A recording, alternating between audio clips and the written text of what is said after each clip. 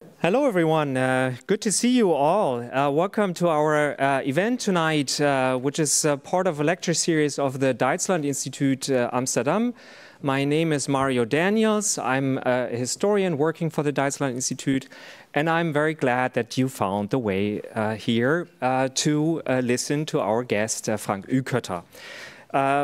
I'm very, very happy that he agreed to come to Amsterdam to talk about his newest book. That's over there, and that's over there. What it's about, we'll hear in a second. I want to introduce very briefly who our guest is, so that you know whom we are dealing with tonight. So Frank Uekötter comes to us from Birmingham, from the University of Birmingham, where he is a professor of environmental humanities at the history department. He has seen quite a bit of the academic world, has studied first in Freiburg and Bielefeld, then at Johns Hopkins in Baltimore, and then at Carnegie Mellon, or as in Pittsburgh, Carnegie, I think people tend to say that, Carnegie Mellon University in Pittsburgh. And then he was for a while in Munich, where he was one of the founding fathers, that's at least what the internet says, of the Rachel Carson Center for Environment and Society, really an important hub for all people who work on environmental history and on all things environmental in Germany.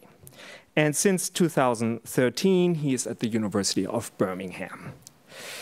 I have looked at Uekötter's publication list, and I was wondering for a second if there are actually two Frank Uekötters, because it's so much that I thought, is it actually possible that there are two people with this name? So he has written, if I have counted correctly, 12 books on a wide range of topics, ranging from the history of air pollution in Germany and the US, history of conservation in Nazi Germany, history of agriculture in the 20th century in Germany, and nuclear energy, and much, much more. I don't want to go into the many articles. It's quite impressive, I think. And now it comes even worse, because we have this gigantic new global history of the history of the environment. And it's a quite impressive book. It's called The Vortex, an Environmental History of the Modern World, and is fresh off the press. It was published in English in April 2023 with University of Pittsburgh Press. There's also a German version that is around a little bit longer. I urge you to read it. I was actually quite stunned by this book, and that's why I thought I need to invite Frank Uekötter. So let's welcome Frank Uekötter, and the floor is yours. Thank you.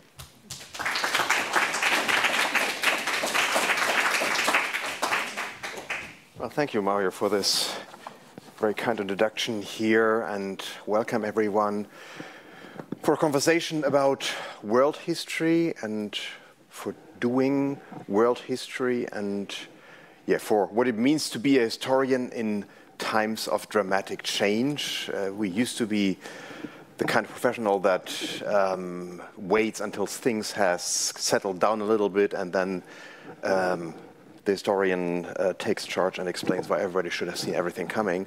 But with all the change that we see around us, and that has obviously accelerated over the last few years, it's maybe time for a different role for the historian, who is no longer waiting until things have settled down, but quite the contrary, trying to be part of this change and really think about whether we tell the right history in a time when everything is changing. So that's one conversation that we will have here about how to do history. Welcome to a conversation about the state of our planet. That is an issue that is inevitably overhanging all engagement with environmental challenges.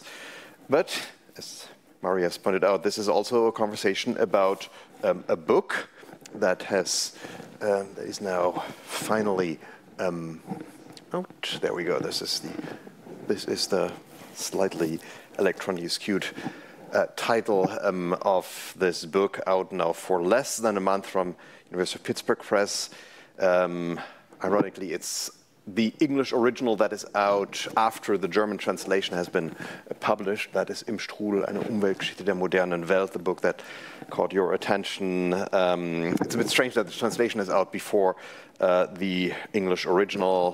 The short version is that we have really wonderfully open-minded and entrepreneurial publishers in Germany, and Campus is certainly one of them, and they made it a priority to get this book out swiftly. But that's what we'll talk about, a big book, big topics. As I saw, there are three general issues in play in this conversation. The first, if you write a book of this kind, there is the story of the making of this book. How did you come to write such a book? Writing a world history is, if you're not a trained historian, this is not what every historian does at some point in his or her career. Quite the contrary, if you are an academically trained historian, everything screams at you, don't do this, don't even think about it. That's the one point why I did actually come to write this. Second issue is the case for the vortex. What do we gain by looking at modern history as a kind of giant vortex? What does it mean to tell in this way, and how does this relate to existing narratives?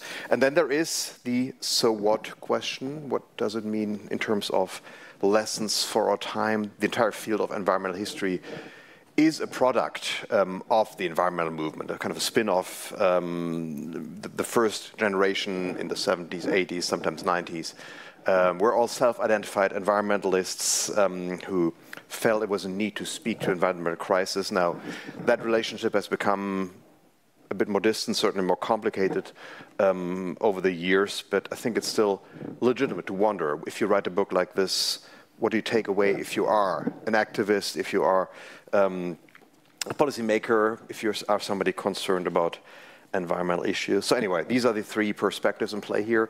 And in preparing for this talk, I couldn't decide on which I should focus on, so I decided to just do it all.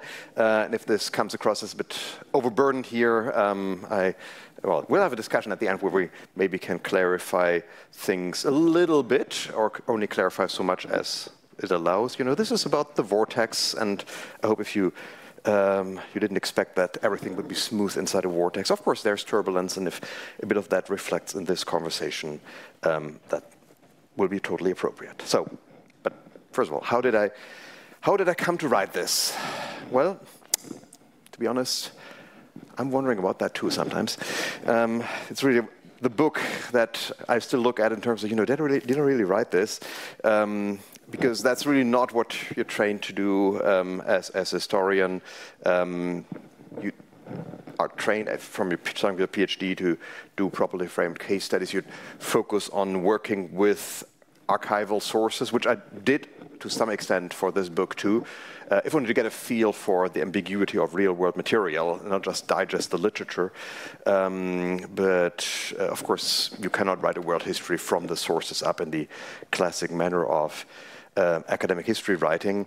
And the entire thought of writing a world history is really a case of intellectual megalomania, and I can tell from experience that I'm not alone in this kind of feeling. One of the perks that comes with writing a world history is that you have really, really interesting conversations at academic conferences.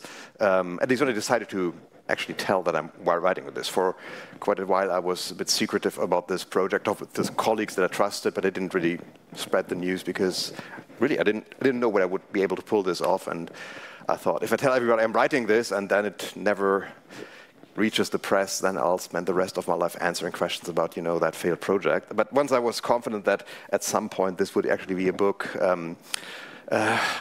I told everybody who asked me this innovative question. If you go to a conference, that people ask, what are you working on, Frank? And they say in a casual voice, well, I'm writing an environmental history of the modern world. And then you could see these, people wondering, is this British humor in the body of a German, or is this, has Frank now left the earth, or is this a real project? So yes, this is something where you don't just wake up one morning and say, now I'm going to write an environmental history. But in fact, this job, it kind of comes to you, and maybe phrase it this way, the need to write something like this was with me much earlier than the idea how to actually do this. I was thinking of it for a long time, and I had the great fortune to do this, not by myself, but with this center, which I helped to build starting in 2008, the Rachel Carson Center in Munich that you already mentioned earlier, an institute for advanced studies for a time, now with greatly reduced funding, but for 12 years. The Rachel Carson Center had money to invite scholars from all over the world, historians, anthropologists, literary studies people, and that was really a mind-broadening experience. What I came to realize is that we finally are in a position in environmental history, a young field, still a developing field, nothing in terms of the scale, intensity, the resources that compares with many other disciplines, but we're finally at a point where we have good studies for the entire world. Not every country, certainly not every case study that is deserving to be written, but for a long time, environmental history of the world was, well, there was the US, which had plenty of books, then there was various things about various countries in Europe, and then things kind of pattered out. That has changed. We can really write a world history without having to start in Europe or North America for lack of other books. And we can only do this really in the last decade, maybe 2 decades. So the idea, you really should do something with this abundance of new research and the new quality of research. So this idea about bringing this together was with me for my entire time at the Rachel Carson Center. But at the same time, I came to realize, well, it doesn't come together in kind of a natural way. It's not like a synthesis where you just need to read and add things up. This didn't add up. And I was wondering for a long time, how can you write a synthesis that doesn't impose categories by force that some people will contest. Now, when I talk about the Rachel Carson Center, I talk not just about a meeting place for scholars, I also talk about a project that I did at this center. This book just wouldn't exist without the Environmental Memories project that I conducted at the Rachel Carson Center. A project that draws on a continental tradition of researching sites of memory, a tradition that some of you may be familiar with, because it's quite a success story on the continent, starting in France with this edited collection by Pierre Nora, Les Lieux des Mémoires. This was the inaugural volume looking at sites of memory. There were several German follow-up projects. This is a 3-volume Deutsche Erinnerungsorte, German Sites of Memory. There is a European project that came out of this environmental history of sites of memory, sites of memory of the GDR, and there is a 4-volume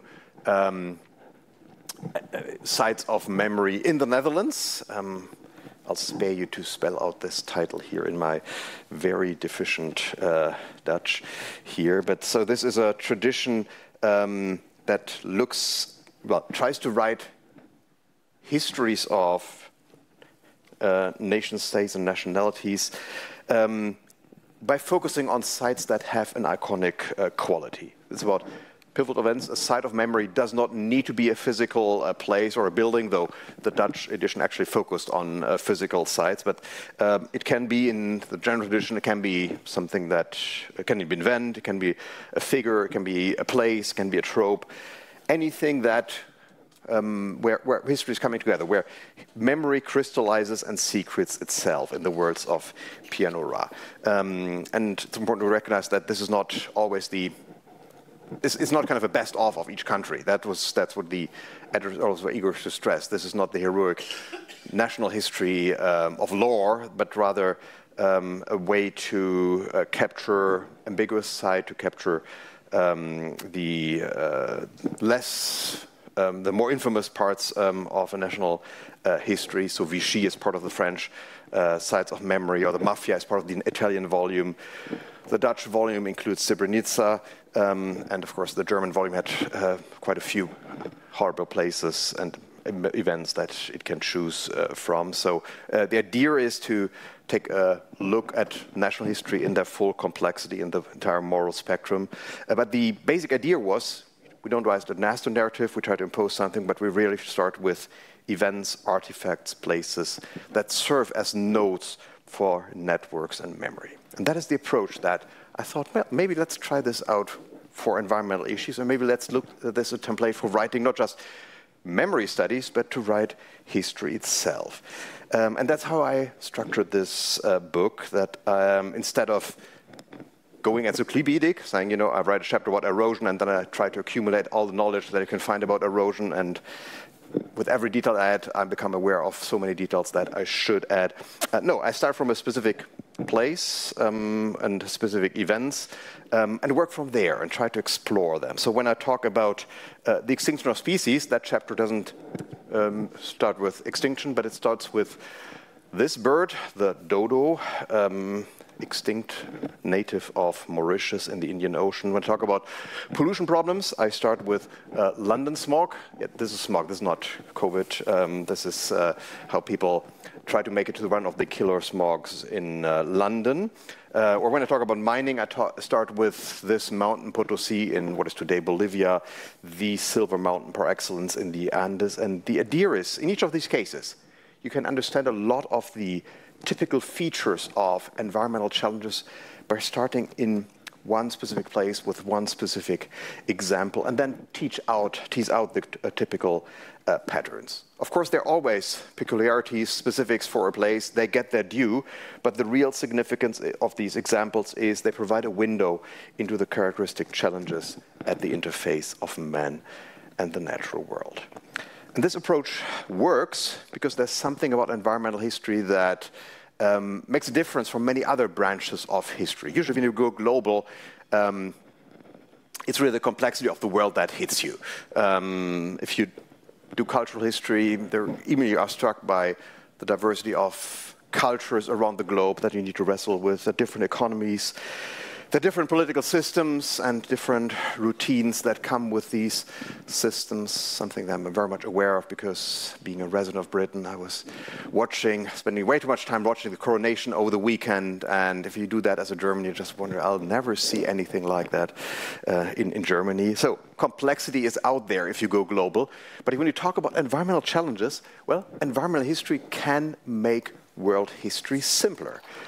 Because wherever you go in environmental challenges, there is a baseline of similarities, just because the laws of nature apply everywhere on the world. When you go at a site of mining anywhere in the world, well, you have, well, the boom when precious minerals are discussed. The gold rush is the extreme case for these kind of boom times that rapidly develop wherever precious metals or precious resources are found in the ground. Then there is rapid, or more or less rapid mining going on. Then at some point the specter of exhaustion starts to loom, the specter of the collapse of the city. Then there are the leftovers, the holes in the ground.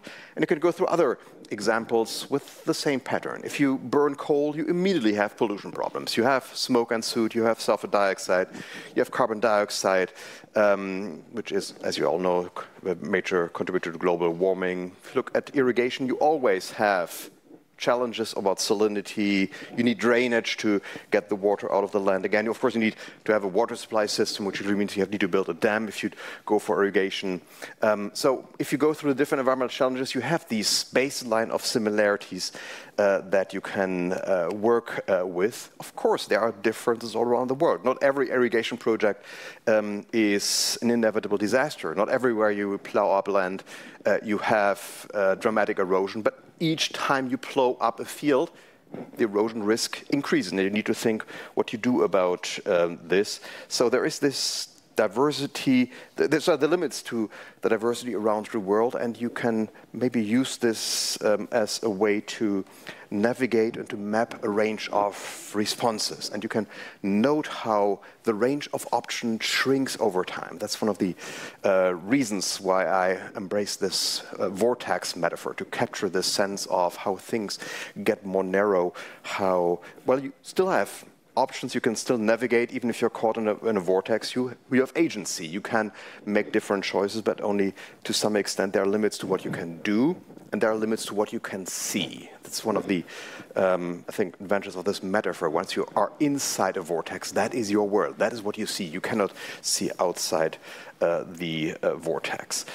So this exemplary map, that is something that is crucial for this project, really how I organized this book around sites that speak to general challenges. But of course, that only works if you make clever choices about these sites. And yeah, the thought about what should come into this project that really went, thinking about these diversity really went on for the entire duration of writing this piece. You know, is the dodo a good case to talk about the extinction of species?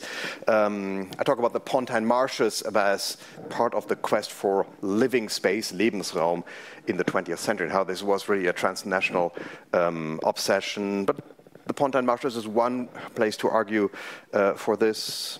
The same thing happens in the Netherlands here. If you talk about the Wieringer Meer, part of the IJssel Sea, which I'm sure you all know, that's another example. Why do you choose the one or the other? This is the reflections that went on, ideally at selected sites that capture more than one experience. If I talk about London smog here, it's a template for pollution. It's also a way to talk about the shift to fossil fuels, because London was the first major city in the world that banked on coal. And then there are those examples where a lot of threads are coming together. I talk about synthetic nitrogen in my book, which is a major component of fertilizer, big part of the history of feeding plants with the tools of chemistry. But it's also a story of industrial chemistry.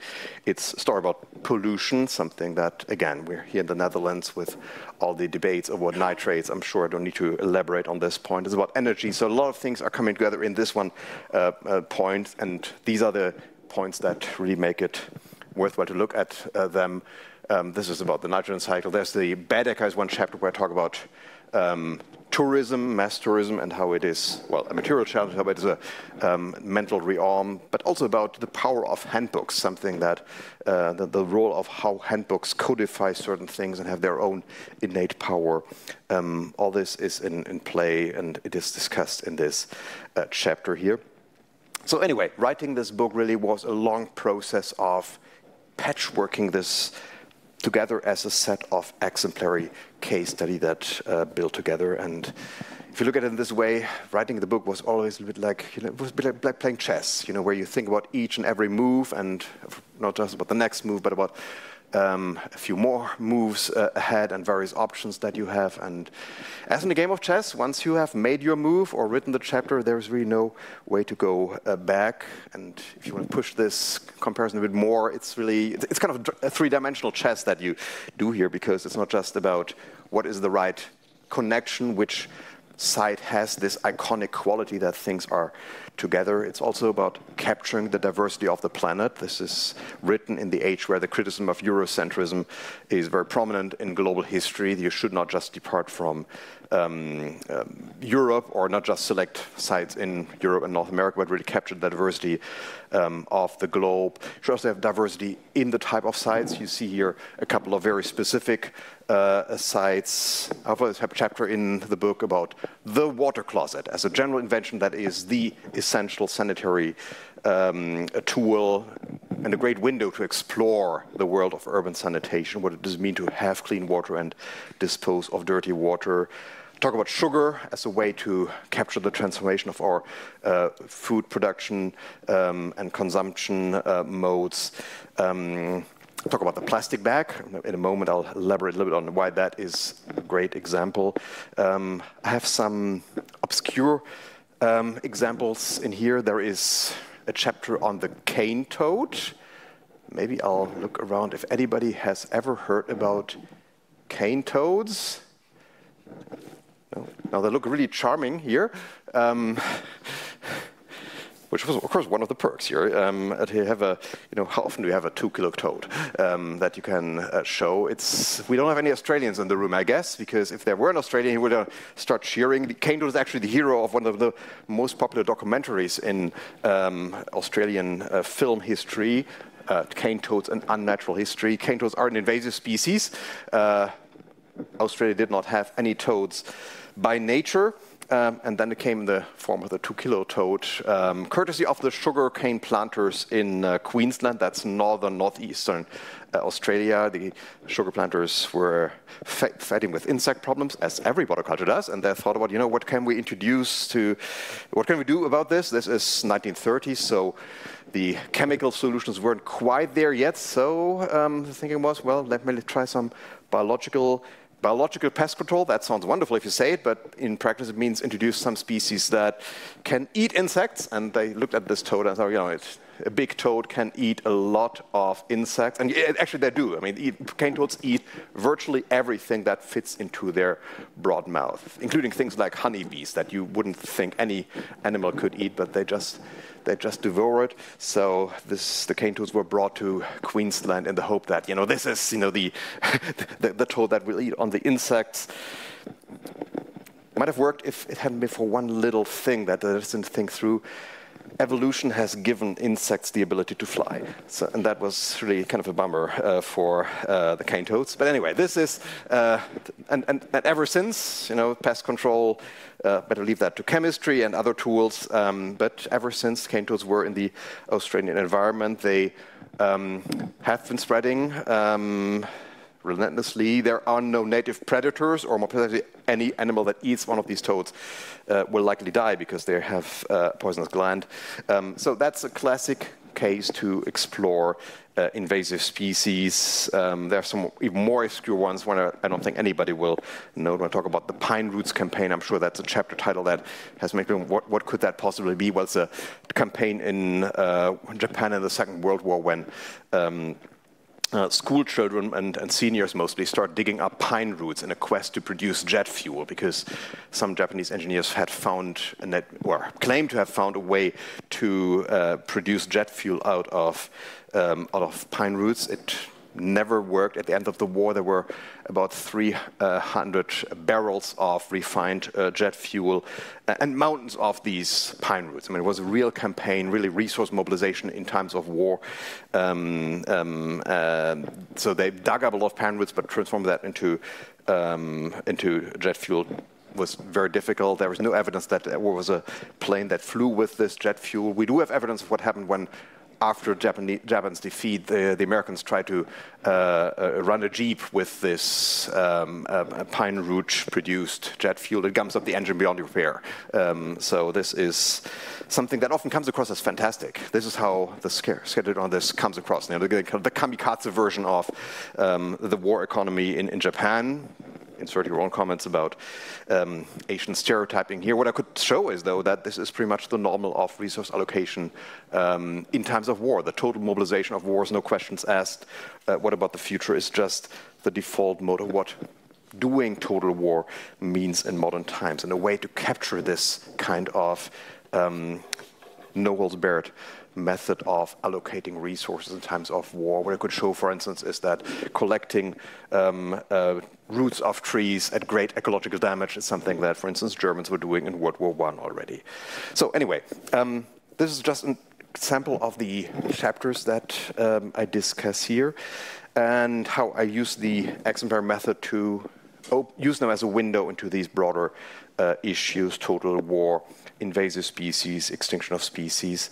There is one more thing that I borrowed from the side of memory tradition, and that is how I not just look at events in a certain place, but how I take that as a starting point. That's what the Sites of Memories volumes did. For all that diversity, there was always this pattern that they started with a specific event or an artifact or an individual, and then looked at how interpretations of this event changed over time. How some things were forgotten, some things were added, how legend took hold. They pay very keen attention to which group has what kind of memories and how do they relate to each other. Also look at how some memories become more important or less important. And in the end, you come up in your own time. That's where all these chapters end, and usually end with an assessment of where we are in making sense of a certain event in history. And that's the same approach I use for my chapters, that I start at a certain point where something dramatic happened, and then look at how things come together, how things are added. It's usually addition. It's really striking how few things are lost throughout modern history. There's always things stick, maybe tropes, maybe technologies, taboos, policies. So these chapters are really stories about the making of a legacy that is all sorts of things. It's cultural, it's political, it's technological, it's material. Let me just look at this. Already mentioned this example here, the plastic bag as perhaps the iconic product of ephemeral production. Another winner of the post-war years, 1945 is a very big threshold in environmental history, as you probably know from the Anthropocene debate. And it's something that has been controversial from the start. That's a sentence that I wrote in many variations throughout this book, because there is this sense when you talk about environmental issues, you know, people didn't have the awareness back then, but we have the awareness now. Forget it. The awareness was usually, they didn't know everything that we know now, but the awareness was usually the least of all problems. Certainly it was about the ambiguities of plastic bags. In fact, it was the humble plastic bag that created the first big crisis for the plastics industry post 1945. What happened is that plastic bags were handed out indiscriminately, went to households, parents left them out and let their children play with it. And what happened is that, well, something that is so terrible that I don't wish to spell it out, but a few dozen babies died because of plastic bags. That created a big controversy, calls for a ban. And what happened is making of a legacy, making of routines. Well, corporate America struck back in the name of this gentleman here. This is Jerome Heckman, a lawyer with the specialization plastics law. His job was to go around the country in this is the 50s and early 60s, when there was talk about you need a ban, you know, you can't let these plastics just go out there and kill American children. He was going around the country talking to legislators and regulators, saying, well, you know, we can handle this with more advice. We don't need pesky laws, and that has been the default approach to environmental regulation in corporate America ever since. And yeah, Jerome Heckman was eventually inducted into the Plastic Hall of Fame. Yes, there is a Plastic Hall of Fame. Add your own thoughts about Americans here. So this did not really derail the trend towards plastic bags. There's something else that happened. There was a counterculture in the 70s. And anybody who's been to Germany in the 70s and 80s will probably recognize these bags that were handed out Jute statt Plastikjut instead of plastics. It's actually from Switzerland. They created the link to a women's cooperative in Bangladesh that produced jut bags as an icon of responsible consumption. Well, it turned out that jut is a little bit coarse, so consumers like, yes, like these cotton bags. I have one in my own bag, actually, before you become too ashamed, but that's the default bag that you have nowadays. German printed. How many times do you need to reuse that bag until you cut even with plastic bags in terms of a throwaway plastic bag, in terms of the resources that you use? How many times do you need to carry this to your supermarket and back to break even with the, in terms of the resource footprint? How many times? Any guesses? 80? 200 is a good guess. And if you reuse your plastic bag for carrying your garbage, it's even more than that, 200, 300 cycles, just because the resource footprint that goes into a plastic bag is so small, and because there is so much that is in cotton. And you just keep wondering, you know, why are we so, you know, programmed that the cotton bag is the icon of responsible consumerism, whereas the throwaway plastic bag has this taint? Well, we all are trained to have this awareness that when it comes to plastic, you know, we always have this train of thought about petroleum. That brings up a lot of our memories in Western societies. There's not very much that we know about cotton. That's not something that is produced in our backyard, or if it is, you know, in the American South, that's a special occupation, nothing that captures our imagination anymore. So that becomes tangible, how we have acquired a certain habit of thinking about resources in a specific way, and how we framed this in a certain way. And how we have gaps in our memory, that for us cotton is not something that's important. If you move to India, everybody understands what cotton does, and in India everybody understands that the problem about plastic is maybe not the resources but really where it goes. That's the key problem, the key issue in terms of dealing, the other key issue. That's about the resources, the carbon footprint that goes into production. And that's the matter, do you have a decent garbage collection system, yes or no? And if you don't, the problem of plastic bags becomes much more tangible. Anyway, this is just one example of how you acquire a certain legacy, certain routines, certain artifacts in dealing with environmental challenges. In this case, this is a template for thinking through consumerism. What is responsible consumerism? Who defines it in which way?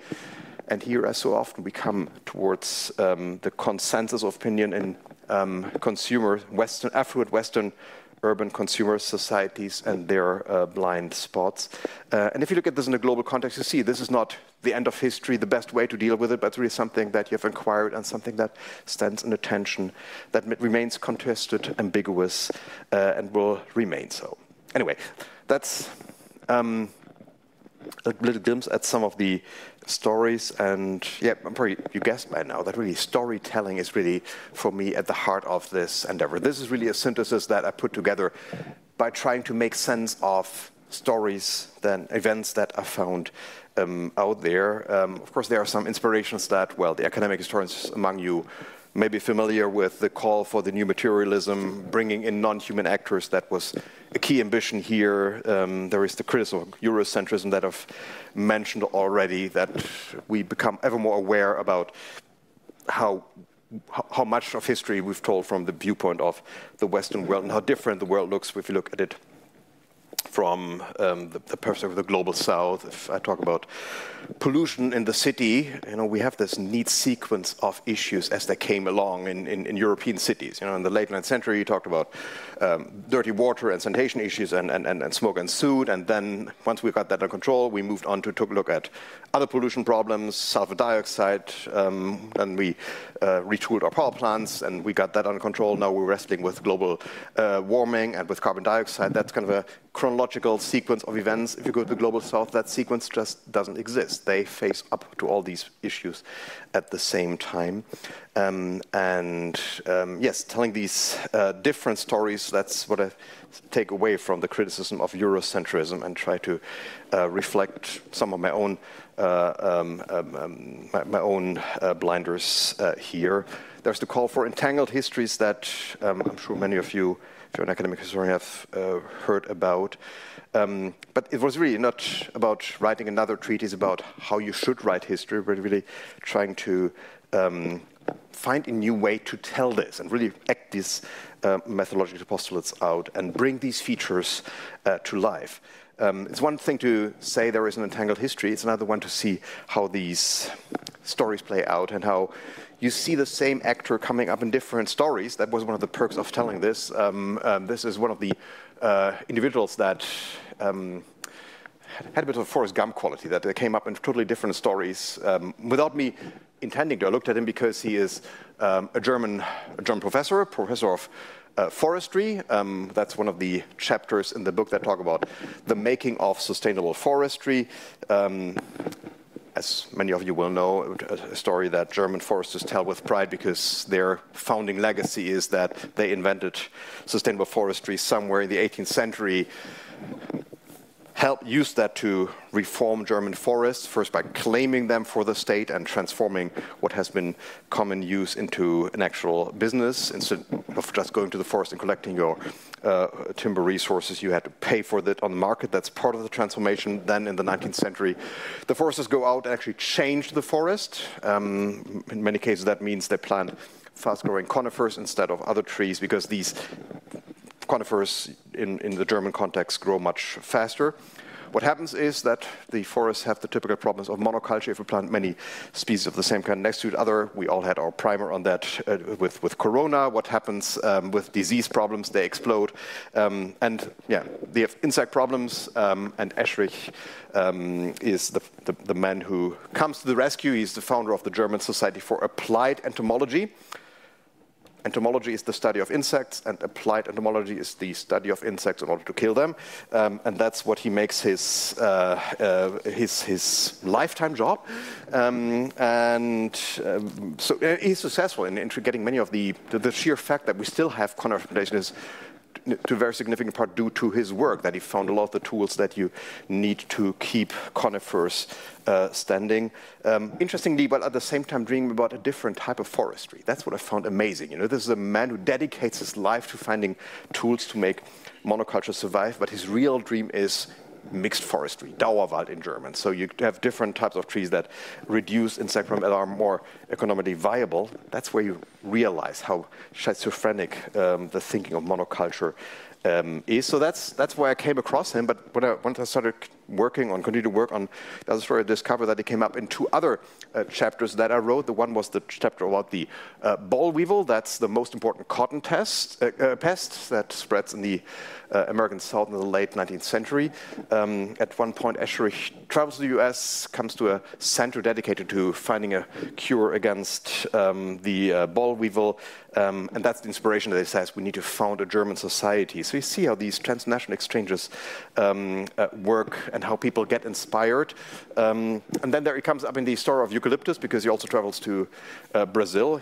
This is a professor who, well, was retired in the 1930s, so he traveled at a time where travel was not as easy as nowadays, but he really travels around the world and comes to eucalyptus. I talk about eucalyptus as these kind of super species that have properties that just trump everything else. And eucalyptus, in terms of growth rates, it's just the tree that beats them all, and by its natural properties, and certainly with the kind of breeding and genetic optimization that is going on now. We now have eucalyptus species that you can harvest after 2 years.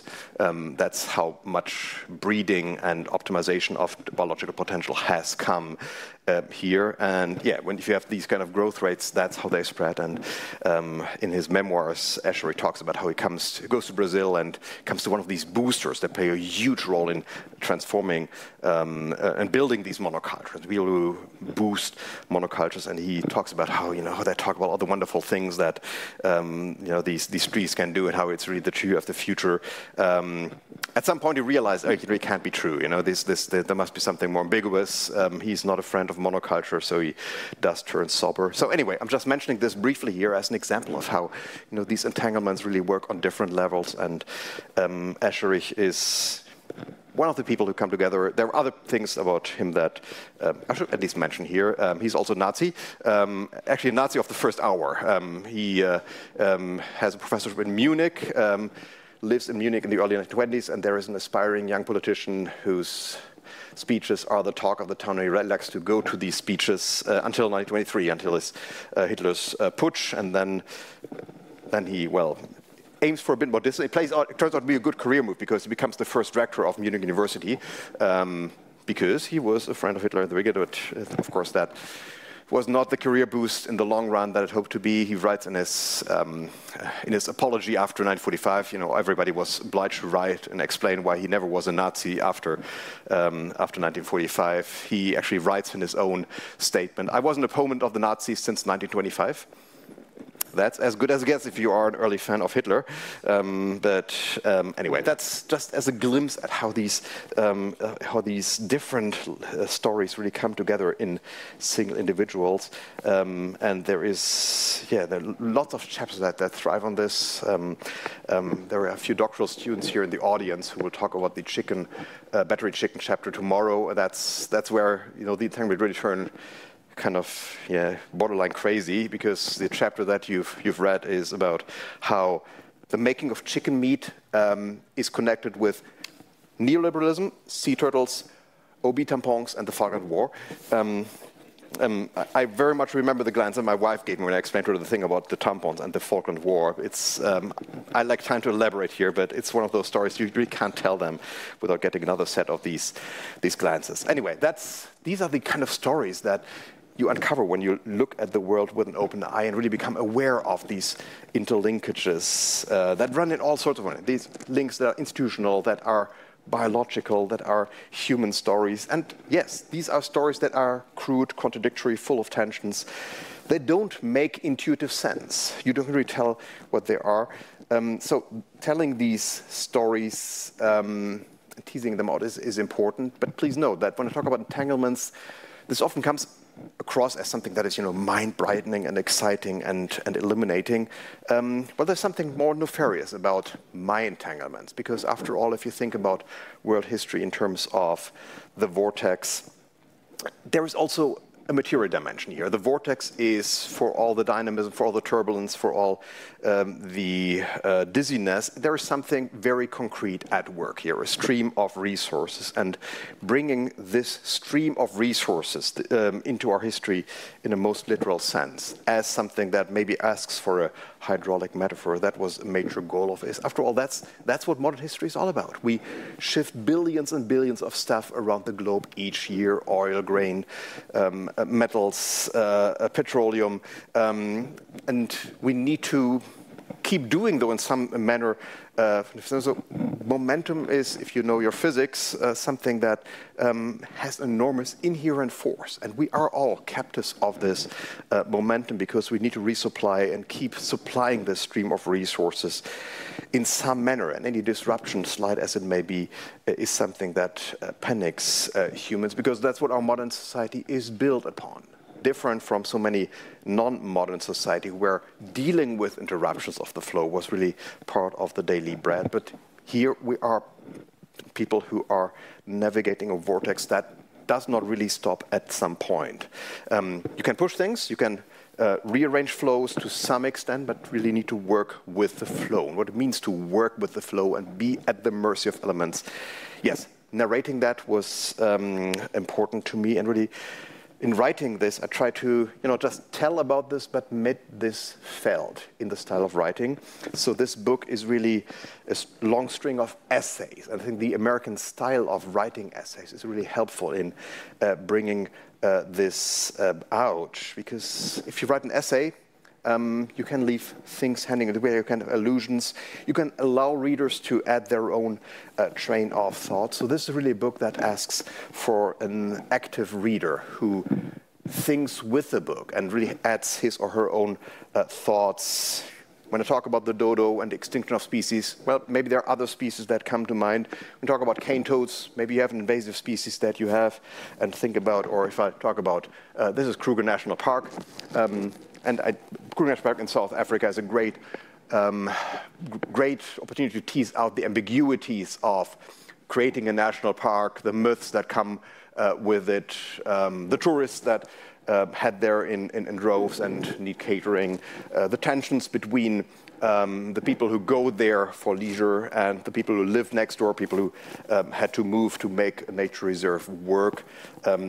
All this in a country that has a history of segregation, South Africa. So it's a great place to look at all the ambiguities of nature reserves. And I really wrote this chapter in the sense of, well, we all know a nature reserve. We all up into place. Let's, get people ideas that you can look at in your own place. For instance, I talk a lot about how the making of nature reserves hinges on state authority. That's what you really can see in the case of South Africa. This was always a national park for white people in South Africa, and that plays a role in the management to this day. Maybe you come back from the example thinking about, maybe I did not think enough about state and state power in my story here, and that's really the kind of reflection that I have. Yes, I know something similar, or maybe I've been oblivious of something in this story. These are the kind of reflections that I would like to trigger with this book. And of course, one of the great charms of writing in an essay style is it gives you license to surprise people. Again, something that synthesis that evoke this sense of order really not do. But this is really a book where, when you start a chapter, you really do not know where this will get. You may know some of the steps that come up. You probably guess when I talk about DDT yet. Yeah, at some point I will talk about Rachel Carson. But it's not about this story that you can expect. There is no best practice here, but it usually ends with this sort of contradictions like we saw with the plastic bag. That's how we do it. It's not the best way. It's one way to do this, and we can explore how we came here. And really, this is one of the motives in writing this synthesis, as without this pretense of order.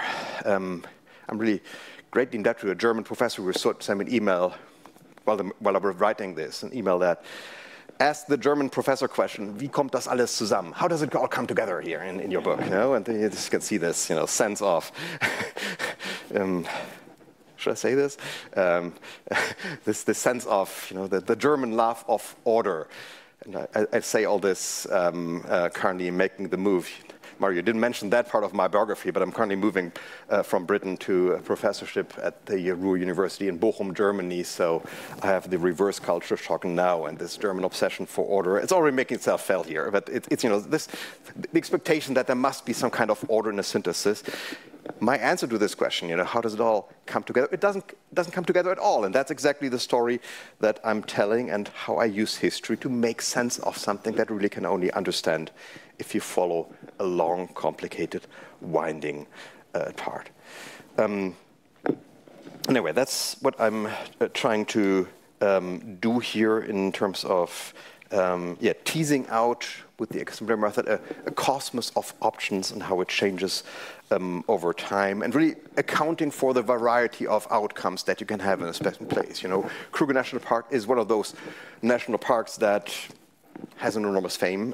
Everybody has heard about it, certainly has seen the pictures about the Big Five. Well, many other places do less well. There are quite a few paper parks in the world. Actually, the co-evolution of the number of nature reserves and the decline of state power. This is a very interesting correlation that really comes up here.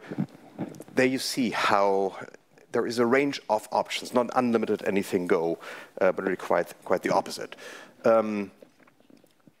That's a negative way to say something that is ultimately very positive, because when the range of options shrinks, that also means, well, maybe we have learned something over the course of modernity. Maybe modernity has been a learning curve. I'd like to say the word, because learning is never this kind of collective awakening. It's always individual, and a lot of knowledge get lost. But I think you can argue that there is such a thing like a transnational loss of intellectual innocence. If you look, for instance, at dams, you know, this is how the first big dams looked.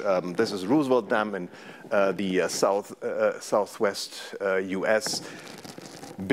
Actually built to impress. We know that from the archival records, that the design of the dam was not just meant to capture the water, but it was meant to look rock solid and inspiring and ready for visitors who could get awed about. Then this is now the panacea for our that's 100 years ago, that you could really think about high dams as the panacea for water troubles. Well, 100 years on, China tried to build something similar, the Three Gorges Dam, and what you could see is, you know, even in a totalitarian state, there was a controversial debate over this dam. That's a change. That's where you see where all the criticism, all the experiences with ambiguities of dam building, how they really have left a legacy that resonates in our ongoing debate. It doesn't mean that this legacy gets its due. As you know, the Three Gorges Dam has been built. In fact, the rate of dam building has gone up in the 21st century. So you can build, but you can no longer build with the kind of intellectual innocence that you once could.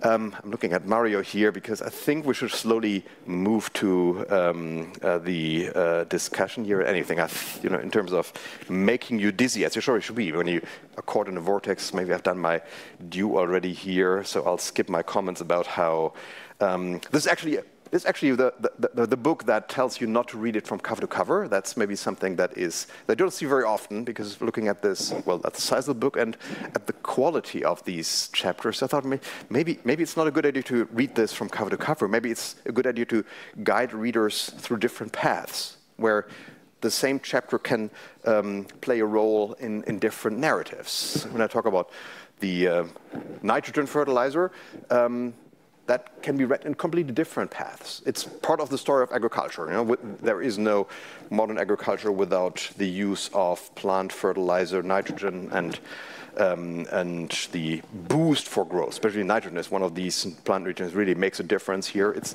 part of the path of chemistry, how this is about inventing a new type of process. It's about an industrial path, because you need really large industrial facilities to produce synthetic nitrogen, or produce ammonia, to be chemically correct.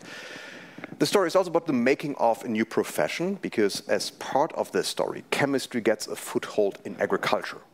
For thousands of years, you could do agriculture on planet Earth without any chemists involved. Actually, didn't have any chemists. One of those professions that moved from alchemy to a cutting-edge science over a few centuries. Fertilizer was what really broke down the barrier and really created a place for chemical experts that they haven't rescinded to the present day. There's a story of energy that's in here, because producing ammonia is enormously energy intensive, and that's part of the transformation of agriculture through the modern era. Agriculture is traditionally a net producer of energy, because the job of a farmer is transform sunlight into something you can eat. Well, nowadays it's a net consumer of energy, partly because of synthetic nitrogen, partly because of all the fossil fuels you need to farm here.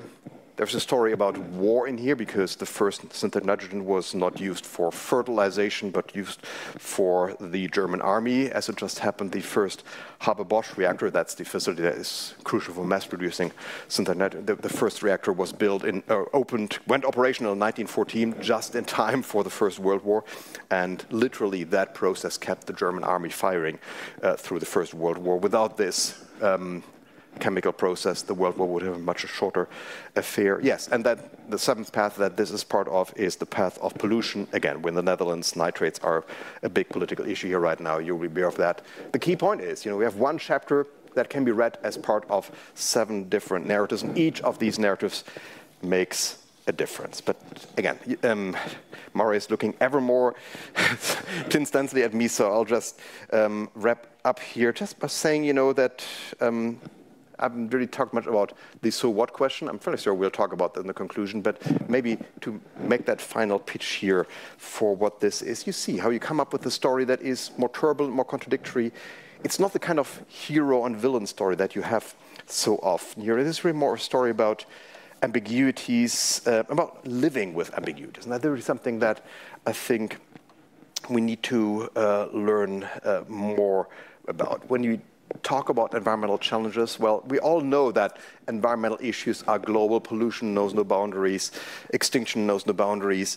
There is that aspect, but really bringing out how different views, how different experience, how multidimensional every environmental issue is, and how we have a need to cope with this diversity. That's really what I'm trying to bring out here, and not just bring this out as a kind of a moral warning. We have plenty of moral warnings in environmental literature, but really talk about how people have lived with these diversity of experience and the diversity of views. I mean, even the most innocent term is not innocent. If you talk about the environment, if you grow up in a Western urban society, yes, the environment is, you have a clear idea what it is. It's the sphere of human problems. If you go out to the global south, if you go to one of the less industrialized parts in terms of factory farming, of the rural realms in the world, you see a different understanding of the environment. It's just what sustains us. It's what produces our food, our water, our fuel.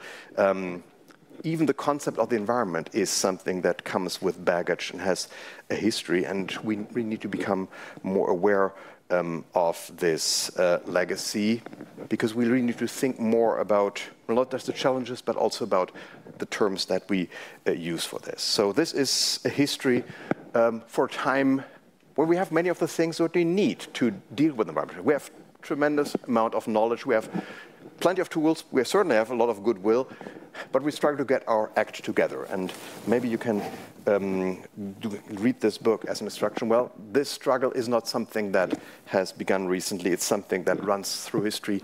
Many people have dealt with this complexity, and looking at how others have dealt with this may be inspiring. Again, not in the kind of this is how to do this or this is to avoid, but really in terms of how they made it through, how they learned, how they adjusted, and the limits of adjustment. So when it comes to getting our act together in the fight for a sustainable planet, it's maybe good to recognize and helpful to recognize that we're not doing all this from scratch. Thanks for your attention.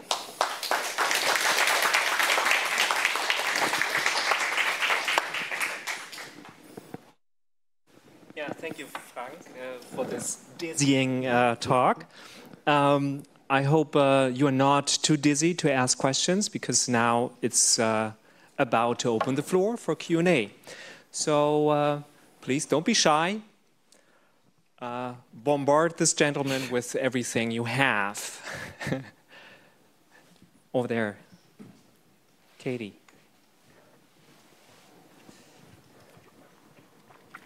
I need to press something. Okay, so just a little quick warm-up question, maybe. Has writing this book made you more aware, like almost painfully aware of the complexity and ambiguity that surrounds you? Or was that just something that always haunted you? I've always been somebody who was trying to, well, interested in ambiguities, but maybe writing this book, once you start looking for ambiguities, you can just see that, they come cascading towards you. And as you make that your search lens, there's ever more that comes your way. And not becoming overwhelmed by trying to make sense of it, that has been one of the real challenges here. And not becoming relativistic, because that's something that this book is emphatically not. This is not about you can see things in many different ways, but it really comes down to the opposite, that ever fewer ways remain. There is a decreasing range of options. There is growing knowledge. You can still be a fool, and we all know there are plenty of fools running around our planet, but you see how things narrow down. So yes, become aware of views, but also become aware of how, on so many issues, you have a growing consensus, a growing body of experience that you can really work with. Not an anything goes.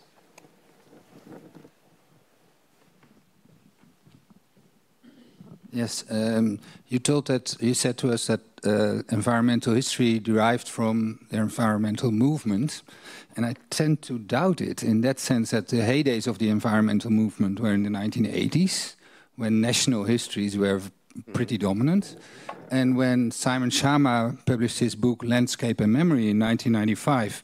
I'm not sure he made any school at that moment. You even didn't mention it, to say that.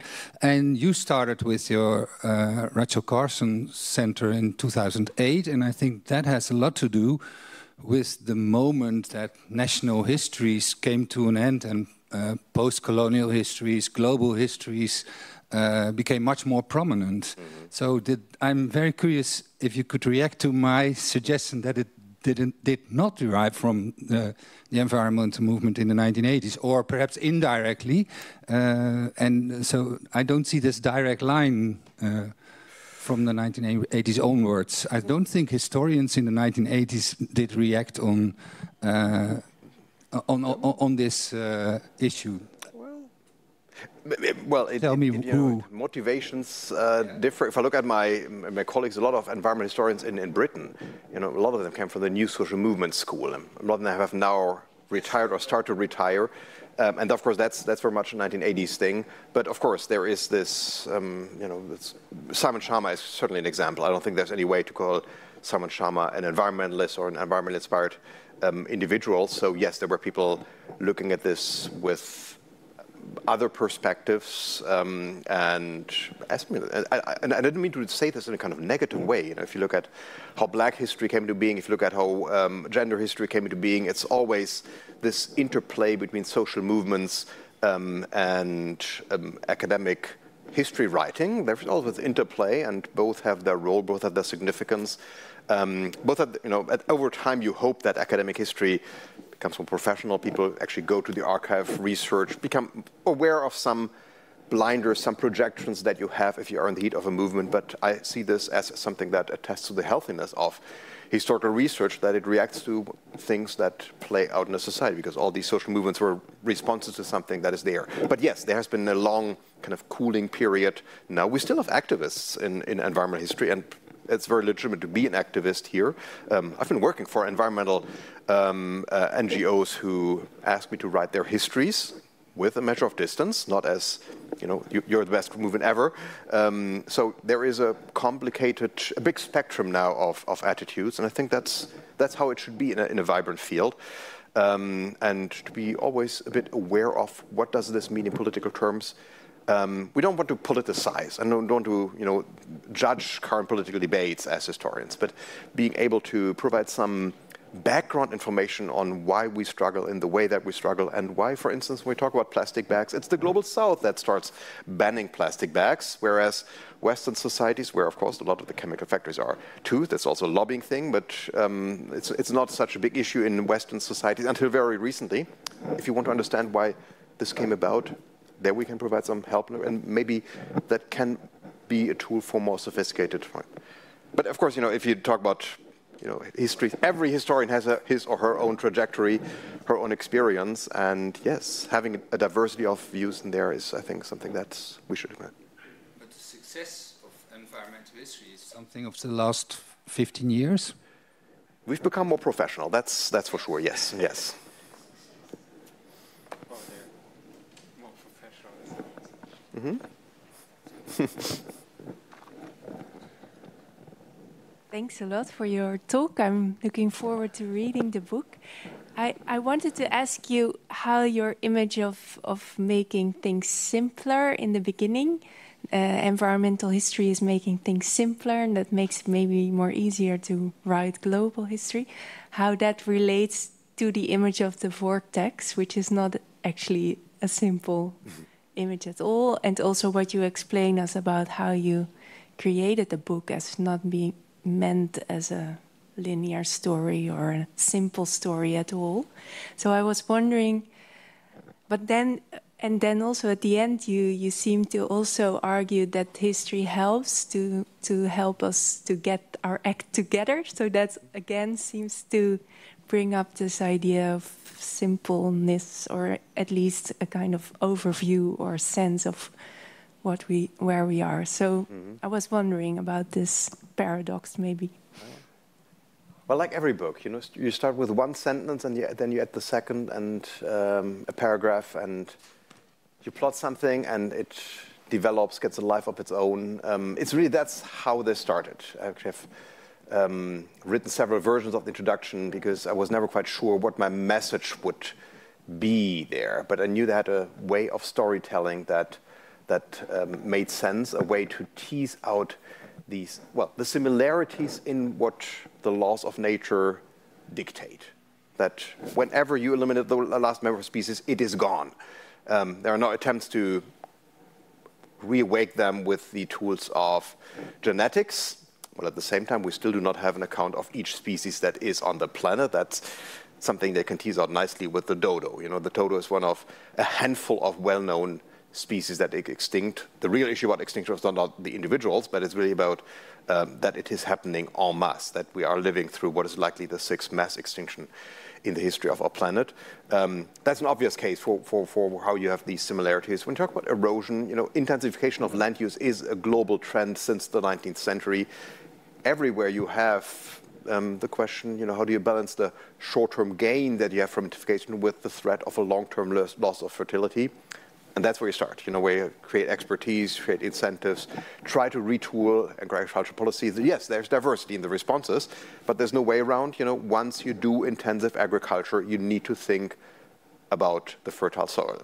And that's the baseline that I'm trying to tease out, and how I'm struggling to create enough room for the diversity of experiences. And very often it comes down to, well, maybe we in the Western world, we only have really a lot of luck, especially when it comes to intensifying agriculture.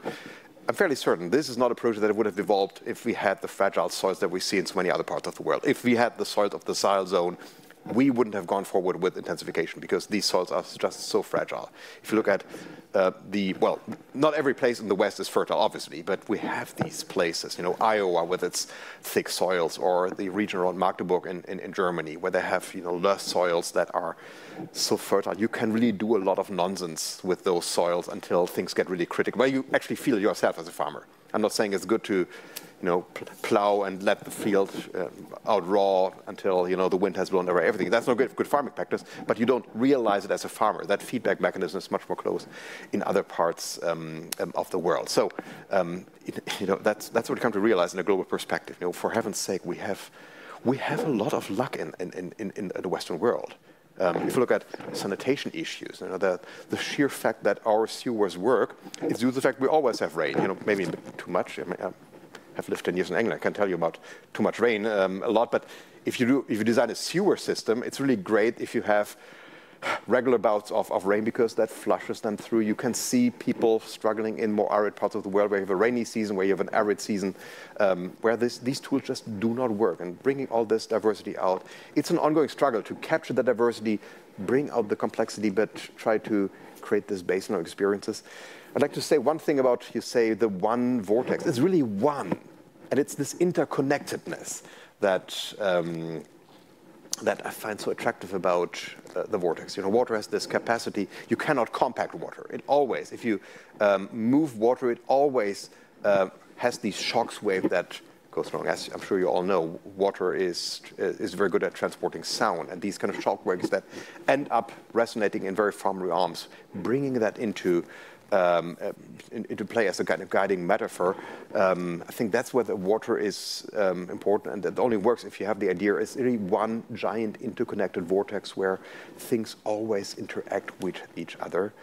I'm not the first one who came up with hydraulic metaphors in history. I should maybe say that. There is, Fernand Braudel started all this with his waves of history model and the crests of foam. And I thought, well, if Braudel got away with it, you can try something similar here. But this idea of, water as something that's, if you swim in water, it's actually total. And I'm quite aware total history is one of these ideas that you never really achieve. But if you have a metaphor that makes the totality of water, you can sense it. Maybe it's a worthwhile goal to push this as far as well. You can try to do this with hydraulic metaphor. There's only so much you can do on this front, but as you see, somebody is trying to move on with and try to get people out of the comfort zone. Okay, maybe I'll stop on this very rich question that you asked.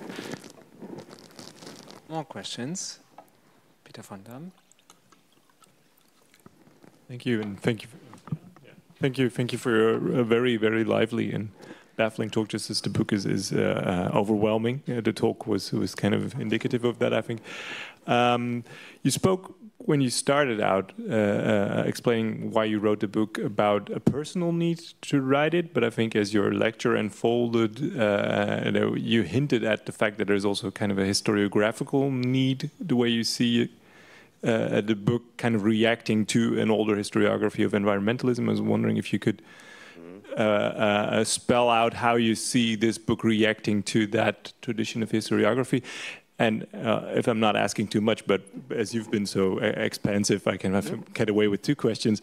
How this, I'm still looking at your quote and thinking, well, but how is the fact that the book is making a lot of these issues more complicated helping us to get our act together, because those things seem to be at odds with each other, right? A lot of the time, if historians come in and say, well, actually things are more complicated than you think, that is actually kind of one of the infamous things that makes us very usually not being invited to policy meetings and things like that, because we say, so how does thinking about complexity in this way help us get our act together?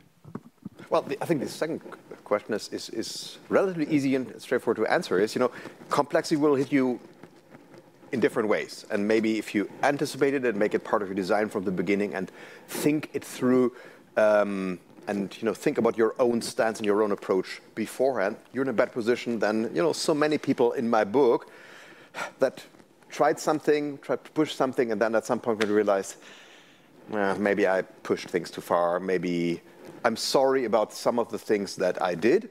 That's a verbal quote from the head of United Fruit.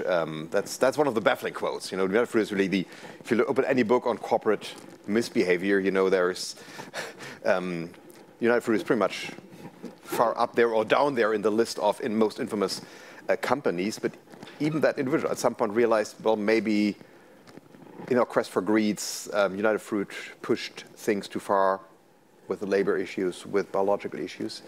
We have this treasure trove of experiences. Let's use that to be less naive, and let's try to anticipate this, because it's smarter than to start again with this kind of innocence.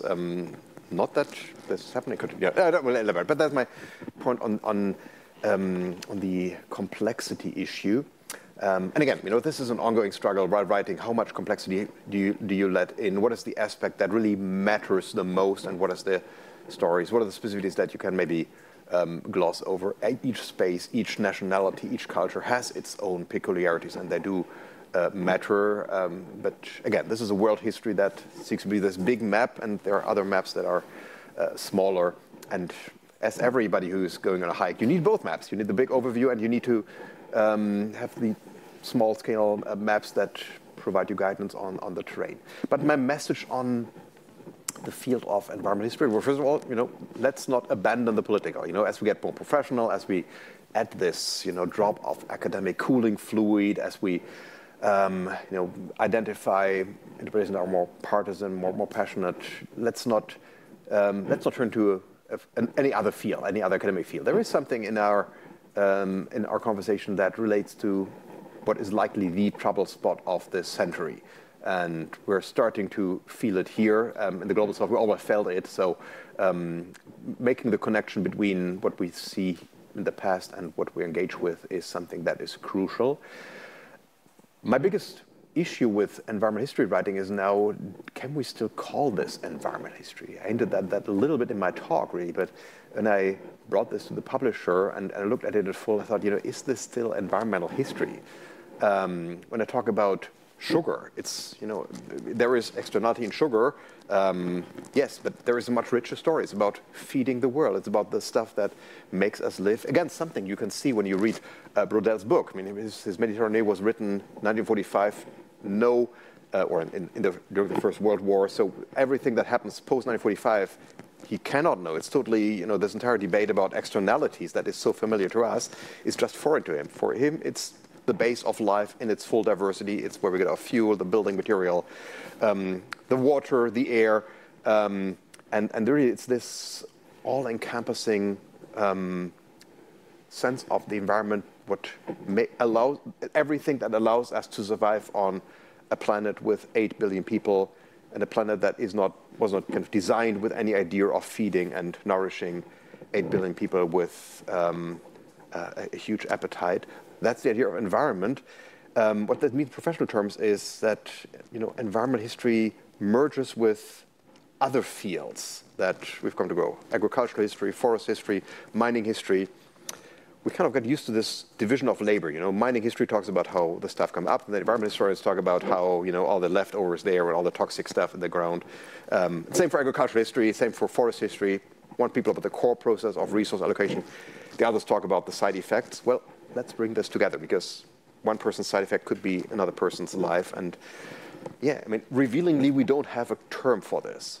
The history of the material, resource history, these are things that I played with when I thought, do we need a different subtitle for the book? But, new materialist history, then people, there's only so much nerdy professional jargon that you can, have on your cover. Resource history is already, it's not just a resource. It's something that has its own logic and that plays out in its own different ways. So how do you call this? Well, I stuck with environment, hoping that people will realize, this is much more encompassing. It's about the non-human component out there and how it becomes entangled. Yes. Isn't there something terribly... Wait a second for the mic, please. What you are saying. The non-human factors and all that. I mean, basically what you are talking about is how man interfaces nature, right? So it's almost like man is the measure of things. Oh. And isn't that the whole moral issue behind your whole story? Because you are talking about professionalization, etc., and all that. And there was this very good question. It all starts out with some very simple examples, right? Mm-hmm. But how do you bring this all together into? Well, let's quote your German friend. What did he say? Wie kommt das alles zusammen? Ja, wie kommt das alles zusammen? And, well, perhaps we should try to do so, even if you don't do it yourself. Isn't it really about the way in which man is interacting with nature? And then there seems to be something very moralistic, what you are saying, and well, in a way rather simple. And it is, well, we have to be very careful with what we are doing. Before we do something, we have to think about it.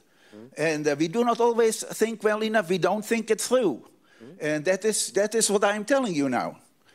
That is basically the message that I get from this wonderful story. Now, you know, let's be sure about that you have been giving us today. But does it really help us further on? That's what I'm wondering about.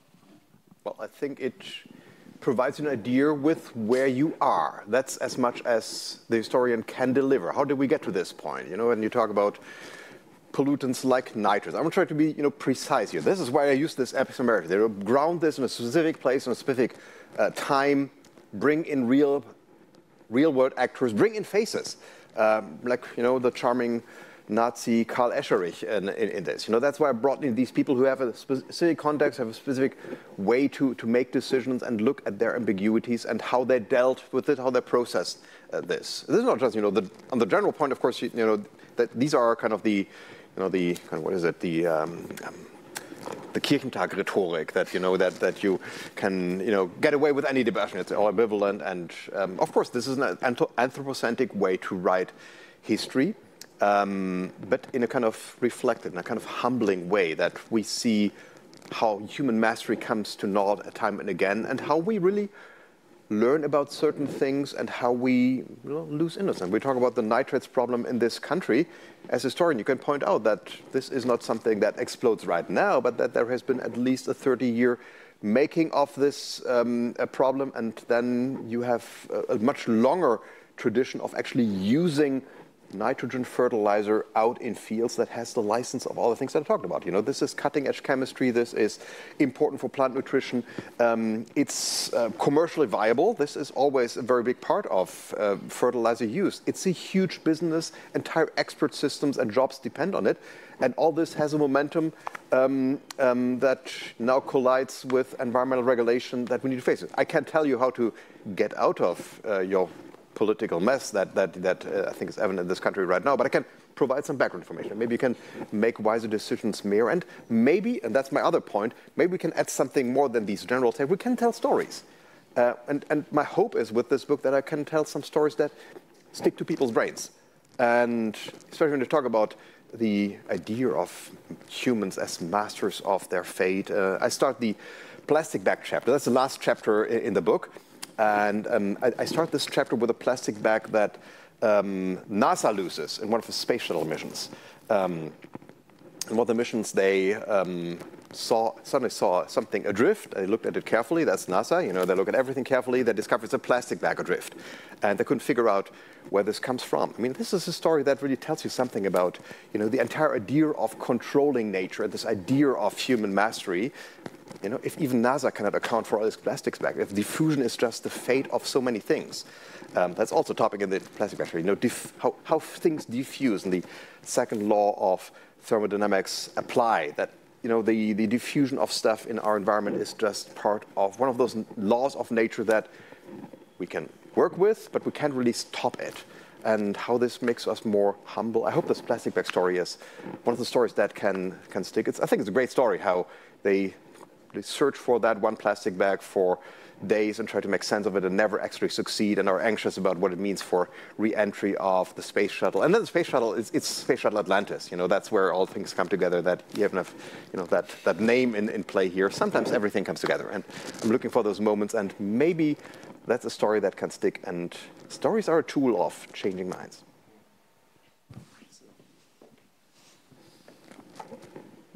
Thank you. Thank you for a wonderful lecture and also a lively discussion. Let's contribute a bit to that.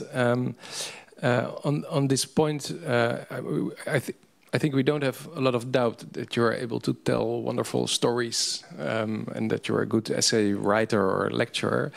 And I'm always thinking here, there might probably be very much more stories to add to your volume, still more, and even still more. Your own question, is this still environmental history, or might it be a book, lastly, or an approach on possibly everything? Could there be any case study we could think of you can add to more volumes? And this always, again, and we have this in the discussion, we'll bring up the question again of, well, the German question we had on the Zusammenhang. I don't want to mention the order word, but what binds it together? And you don't like that question, but you did offer us a metaphor.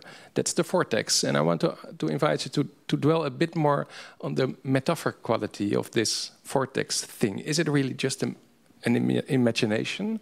Or do you have a kind of an analytical ambition with it? Is this not more like a tool of analysis, of tying things together? Mm-hmm. That's what we are all asking about. How do you tie this together? Well, you do it like the maelstrom, the draaikolk, the strudel. Mm-hmm. What do you want to achieve with it, or what do you want to avoid with such a soft or strong metaphor? I read in your introduction this line you said, most global historians like connections and interconnections, exchange processes, and you had this one line, exchange is also limiting, there's also limiting options, and you might bring this as an argument for the vortex, where things are connected, but you still are powerless when you are under its power. So can you a bit dwell on this, I think, your ordering of things into the maelstrom of the vortex, what you want to achieve with it. And is it just a metaphor? I don't think so. I think it got a message. And what would that be? Well, it's a conceptual metaphor and it needs to be judged as that. What do you see when you play this through? And the key thing about the vortex is we're in it.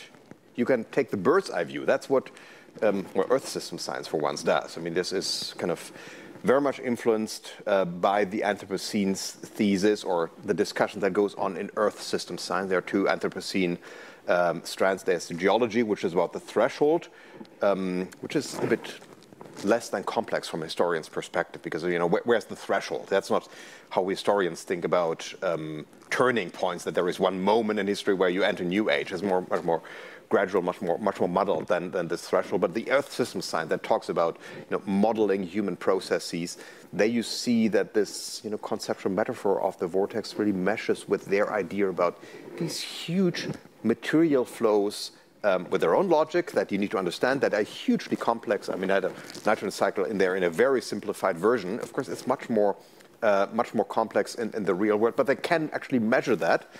Like, you can measure flows in the vortex to some extent. There's always something that you really can't probably model, but that's the charm. That's the natural science discussion that I'm drawing on. I find it helpful to think through, you know, what if we view ourselves as adrift?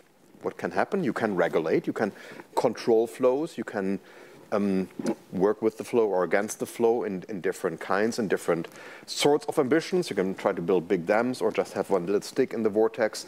You can navigate yourself. You can draw profit from a vortex, or you can just be out there to swim. And of course, it's very much a matter of your own resource endowment. So if you play this with this metaphor, you can really understand our predicament to be, you know, what does it mean to be adrift, to be at the mercy of the elements with some agency, but not very much.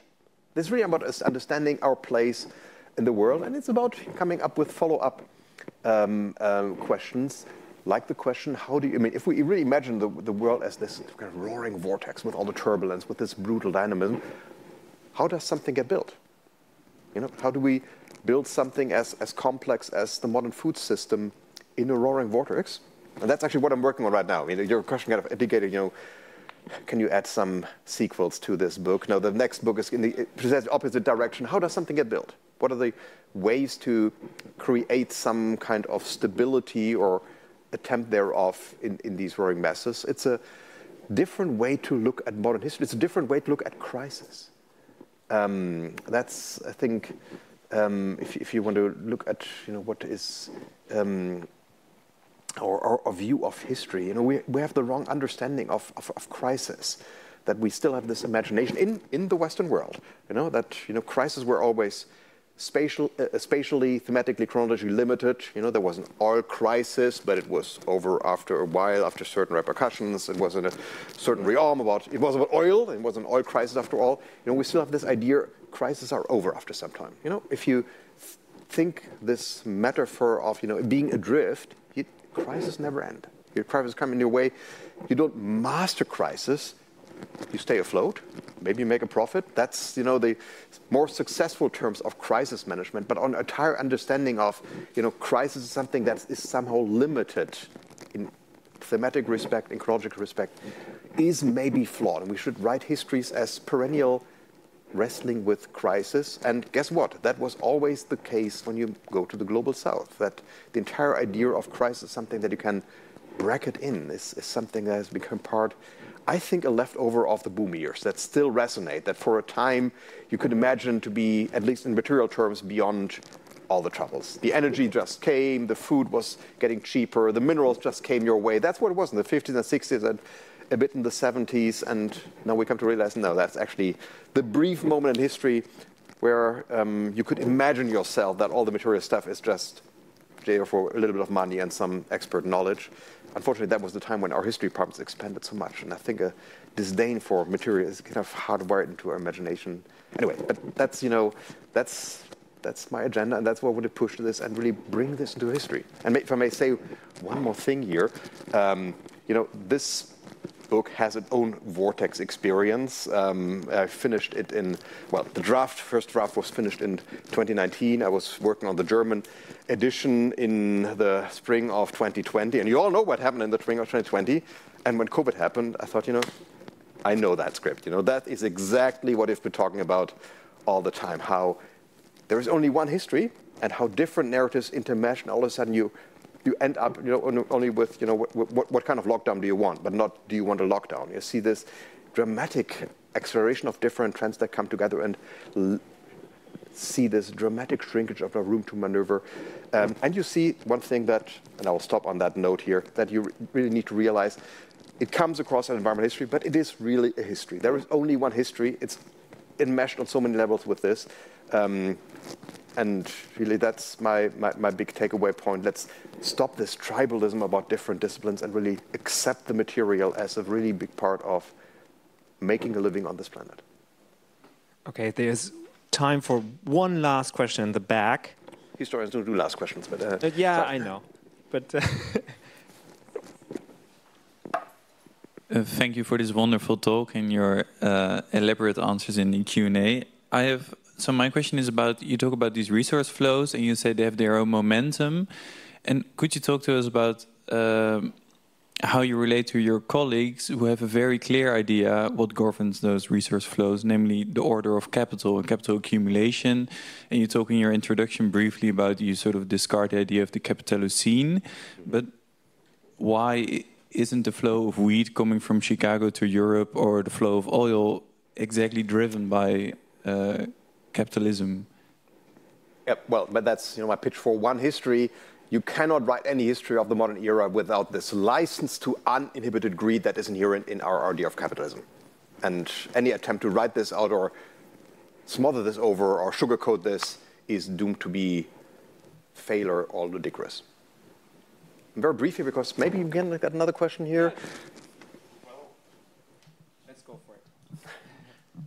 Actually, I'm also, in your talk you said we have to be humble, and I'm also humbled because a lot of these questions were very erudite, and mine is only a remark. And that is, you mentioned chemistry, and then you mentioned its forebear, which is alchemy. And actually, there were alchemists in the 16th and 17th century that were working on fertilizers, and that were working together with inchoate forces of agricultural reform. Just a minor remark, basically. Yeah, I mean, so, you see very much. I mean, my story is really about doing. It's not about this, you know, cosmos of ideas. Then alchemy is, of course, a pretty ludicrous endeavor. But if you look at what people actually did and how people learned and embraced certain practices. But again, you know, it's a story about skills. It's a story of discovery. Then is another story of using it. It's a story about building a profession. You know, experts. One of the things, you know, one of the things you really come to realize all of a sudden when you move from topic to topic, how in each case, you know, the default reaction of modern societies, whenever a problem comes, set up an expert group. And very rarely do they go away. Of course, they change, they respond, they always need, you know, resources, they're not set in stone, but, you know, talking about environmental issues without experts has become really difficult. And my hope is that maybe we can bring the expertise of the historian a little bit into this debate. not as competition, but really as something that adds some new stories, some new insights, and maybe that little sense of intellectual humility that so many experts can do well with. Because where else would they get it? Okay, thank you so much for the Q&A. Thank you for coming. Please come back for the next lecture of the DIA. But we should really thank Frank for the great talk, for the great Q&A, and go and buy the book and read it.